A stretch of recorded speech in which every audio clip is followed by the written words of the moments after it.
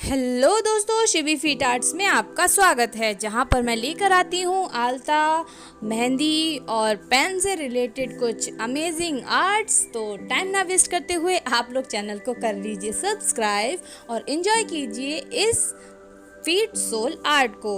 और ये डिज़ाइन आप मेहंदी में भी यूज़ कर सकते हैं। तो मैं ज़्यादा नहीं बोलूँगी, आप लोग देखिए वीडियो और मुझे बताइए आपको ये डिज़ाइन कैसी लगी।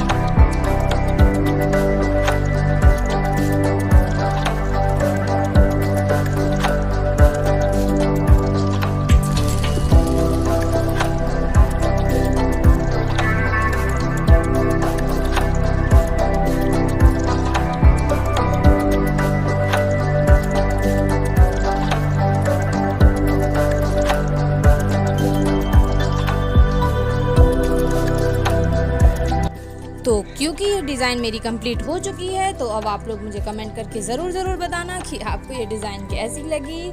और अपना फीडबैक मुझे ज़रूर दिया कीजिए, ताकि मुझे पता चले कि मैंने जो वर्क किया है वो क्या है।